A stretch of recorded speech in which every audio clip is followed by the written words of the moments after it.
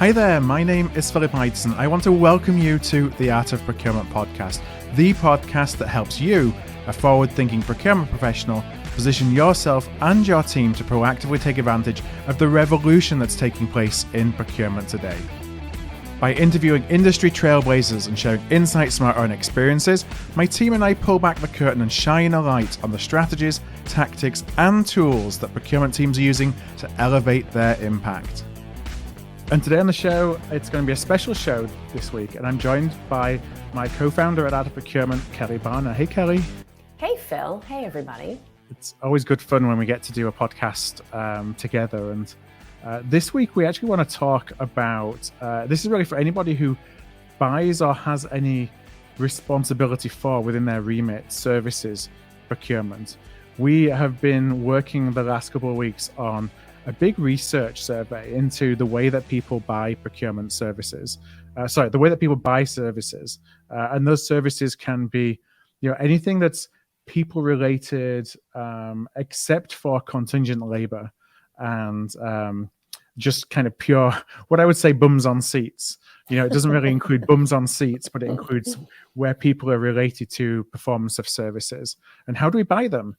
We want to really look across the AOP community to figure out what are some of the best practices so we can share them actually at our upcoming mastermind event, which is at the beginning of November. So Kelly, you and I have been working hard behind the scenes on this survey over the past couple of weeks or so. Yeah, we absolutely have been. And this one's almost personal to me because this is where I got my start in procurement. It was less complicated, back in the day. Because there weren't quite as many different talent models that companies could look to. Certainly, things were a lot less virtual, and there were also less even technology things being bought as a service. So this whole services category definition has grown and evolved a ton. I think it's something that justifies being re-researched. Yeah, and so what we thought we'd do in this podcast is we'd actually talk through some of the data points that we're hoping to get out of the survey, because we would love it if you have any responsibility or oversight for services to help kind of add your data to the research that we're doing.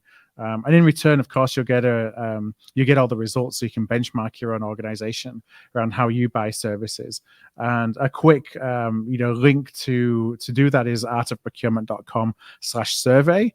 When you go to artofprocurement.com/survey, you'll just see a box which has the procurement of services survey link, and that will take you to the survey itself. And it's a few simple questions. It's been taking people on average, I think, around the 7-minute mark when we look at the data so far. So it's not a heavy lift, but data that were just really helpful for us to understand what are some of the best practices around buying services.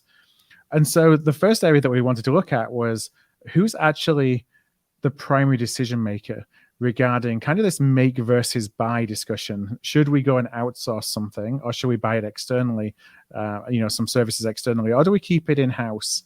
And so I think procurement probably doesn't get involved in the make versus buy discussion, at least in my experience, as much as we should do.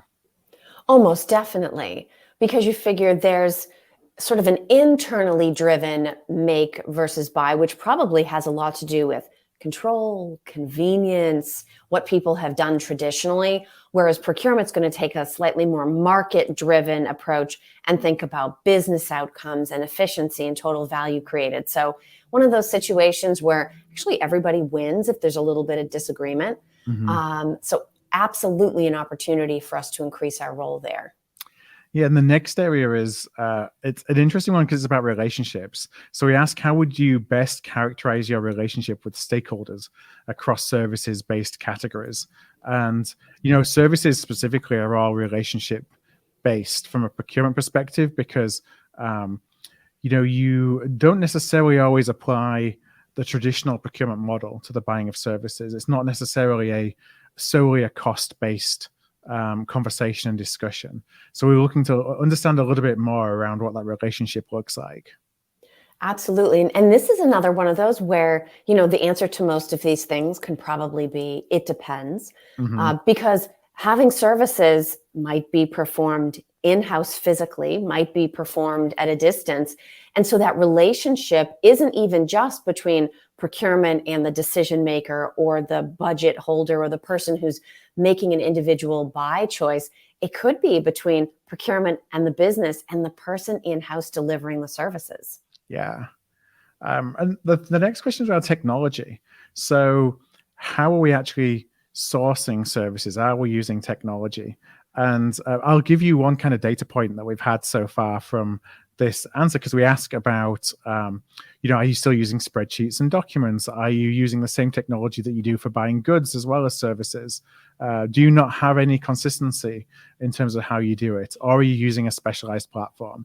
Right now, based on the results so far, only 12% are using a specialized platform designed for services sourcing, which is interesting because services can be really complex and don't necessarily fit more traditional approaches. Unless, of course, the traditional approach we're talking about is a spreadsheet procurement, which we're not supposed to be using for all of this. But it does give you, I guess, a little bit more wiggle room than a traditional sourcing platform that's sort of intended for buying components and materials and products. Yeah. And the next area is around how are we establishing specifications and requirements that will be used in services sourcing? Now, I don't know about you, Kelly. In my experience, this is always probably the most difficult part of the process. Yes. A good specification sets up the rest of the sourcing exercise for success, but you don't necessarily want to be too prescriptive, because by being too prescriptive, kind of handcuffs the respondents in how they respond and how they propose to actually solve ultimately outcomes that you're wanting to drive. Well, I think it's an opportunity, too, to learn some of what we hear on the product side of procurement, even from providers who will say that in a lot of cases they get an RFP or they get a spec and they read it and they think, oh, yeah, this was written with somebody in mind and we know who it is. Mm-hmm. I think around services, if this is something you've ever done in the past, in-house or with a third party, you probably have a person or a team in your head and you think you're writing down an objective or generalized spec, when in fact you're actually just describing Frank, who did a really great job for you on this in the past. But then you're trying to get other people to squeeze into that same spot. Now, did you find when you were buying services that you were typically the one that was writing the specification, with a little bit of input from the stakeholder, or you were helping the stakeholder think about how to frame a specification, but they were doing it themselves? What I would typically do, this was one of those language things. I would find that if I went to my sourcing team, which for me was across business units and states in the US, and said to them, okay, what's your current spec? You were getting people coming back to the table with like literally everything imaginable. And so it became a discussion where you get the most information from the team that you can by putting absolutely no limits or terms around what they share. And then my job became translation. Mm-hmm. So you were always listening. And then you were saying back, okay, I think what I hear you saying is this. And then, of course, you either needed to make the decision that those specs were going to be different by business unit or that they were going to be standardized across them. And you had to sort of facilitate the negotiation around what was going to be the company-wide standard and if any objections or exceptions, I should say, would be allowed. Interesting. Yeah, I would find that I would usually be the one that ended up writing the specification. Yeah. And that it's probably the most time-consuming part of the process, because there's so much backwards and forwards, like capturing what the stakeholder actually wants and what they need and what they think that they want and need versus how you would go to market with that to actually get some proposals which give them what they want, is a little bit of an art. And you just be putting a lot of time into it. Oftentimes I found the stakeholders, they kind of know we want somebody to deliver something, but we don't necessarily know how to frame that up. So there's a lot of kind of consultative help, I think, that in my experience went into what procurement did in helping folks buy services. No, I think there is too. And of course, being procurement, we're at the same time thinking sort of 3 steps down the road, because we're trying to anticipate, okay, which of these things is going to drive cost? Yeah. So that we understand, okay, everybody needs to understand this is something that's going to drive the cost up. Is it worth it? Do we need to break it out a little bit more just so that we're getting the information back that we need to make a good decision and understand how the contract that's put in place is going to impact the business? Mm-hmm. And talking about cost, that kind of goes into the next couple of questions a little bit. We have a question that we'd like to really understand around how do we determine which services are strategic and which are non-strategic? So how are we segmenting? That's our easy, services? Phil. Mine. Yeah.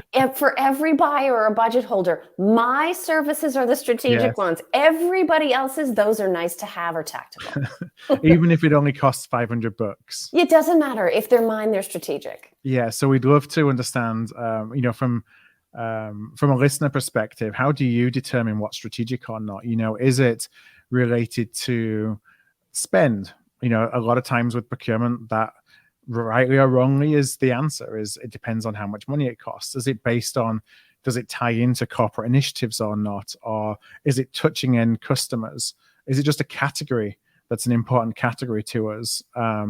Or is it based, and this is sometimes for outsourcing, based on how many people are delivering services? You've got call centers that are delivering, or you're doing some kind of industry-specific back office processing, like I think of mortgage processing, for example, mortgage outsourcing, that it's important because you've just got thousands of people doing the work. So, how are you thinking about what's strategic and what's non-strategic? And it'll be interesting to see how that kind of pans out in terms of how the community at large is thinking about that. Absolutely. And then the next one that is related to cost is around how are you negotiating and managing rates? This one's a really interesting one, because are you going out and treating each services buy as a individual competitive bid? Do you have a framework agreement with certain suppliers where you're just going to go and use that supplier? Or do you have a panel? You've decided these are my 3 or 4 preferred suppliers, and I've already negotiated the rates. And I'm just going to go to each one and call off that rate card when I have some more services that I need to buy. And then, of course, once you set all that up, you do sort of move on to the management piece of it. One that comes to mind for me, where I know I had to address issues at times, was working with an external legal partner where you had rates spelled out in advance for various levels of seniority, and making sure that something was in place to guide which level of seniority and therefore what level of hourly cost went with which task. Some relatively basic task doesn't need to be done by a partner at the law firm. It can be done by a legal assistant. But if you don't have the right structure in place to oversee that, ensure it's happening right, and potentially even incentivize your third-party provider to be as efficient for you as they can, you can very quickly end up spending a whole lot more for something than you actually need to.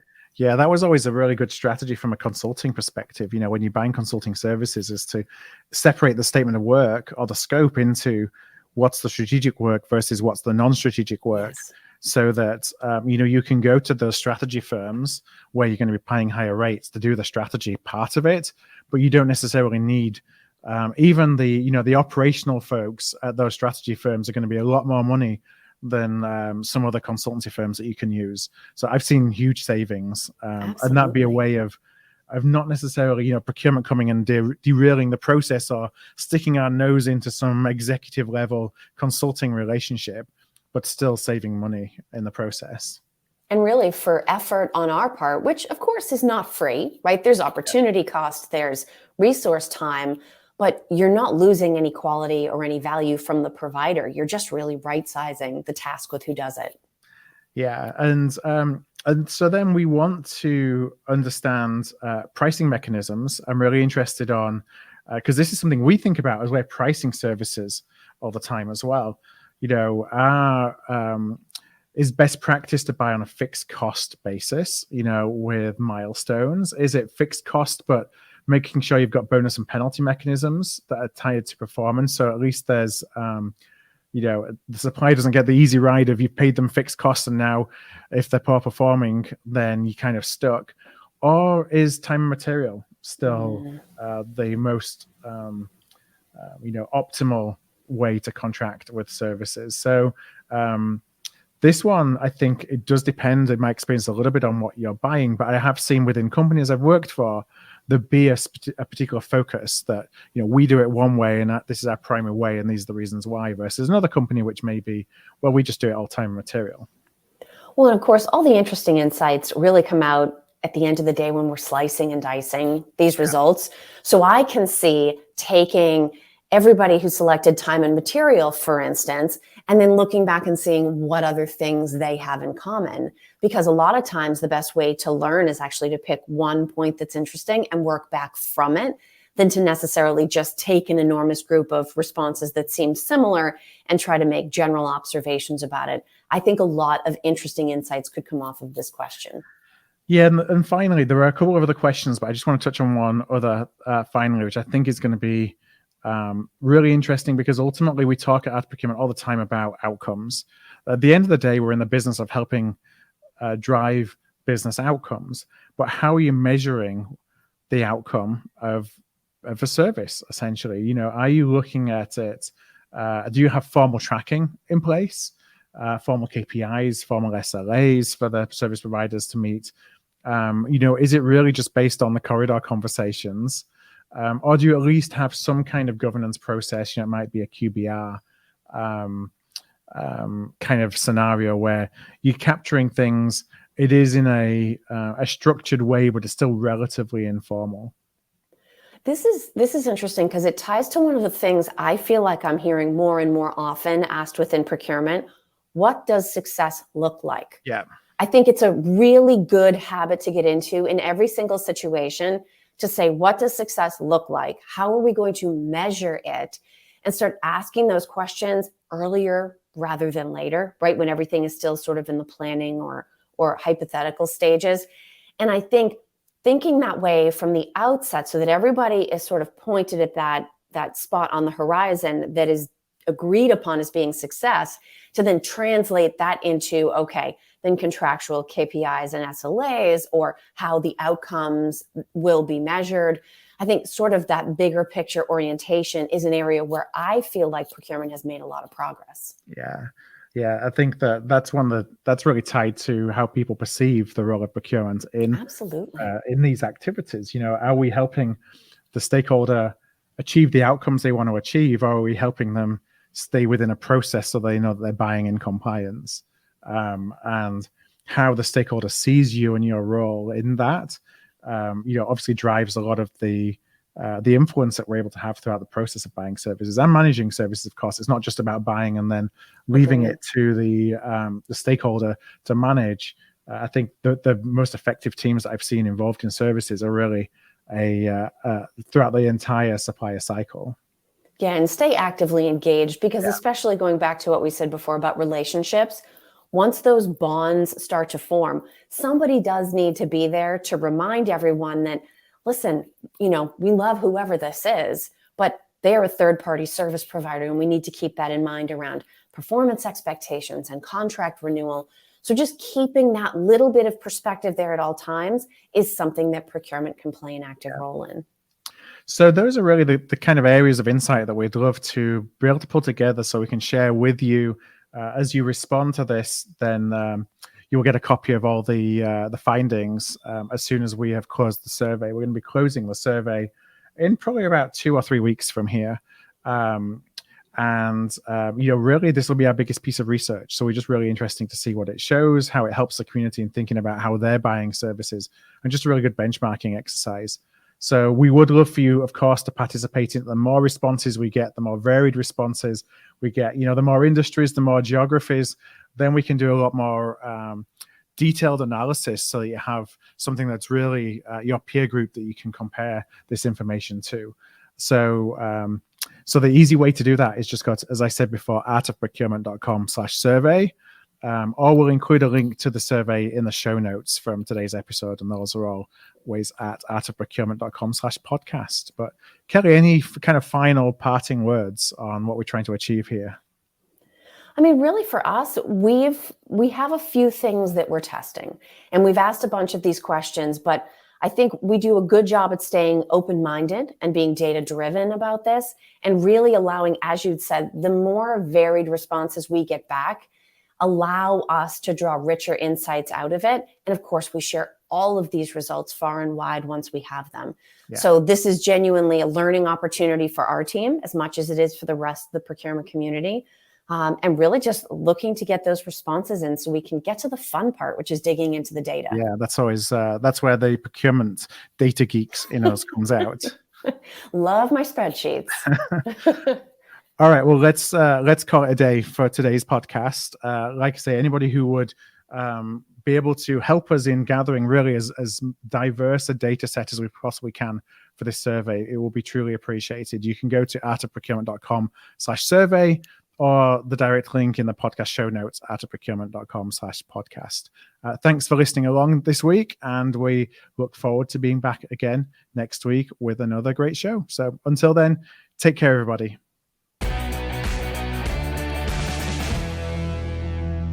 If this episode struck a chord with you, please do send it to somebody. We grow here at Art of Procurement through word of mouth, and that would be really appreciated. You can also support us by giving us a thumbs up, a star rating, or a review wherever you listen to your podcasts. Since 2015, we've built the world's largest free resource for procurement professionals looking to elevate their impact. Our resources span podcasts like this, videos, blog posts, papers, and events. To join us on the inside and to ensure you never miss an episode, a webinar, event, or a post, please do subscribe to our weekly newsletter, This Week in Procurement. You can do that at artofprocurement.com/subscribe. That's artofprocurement.com/subscribe. Thank you for joining us today, and I look forward to seeing you again soon.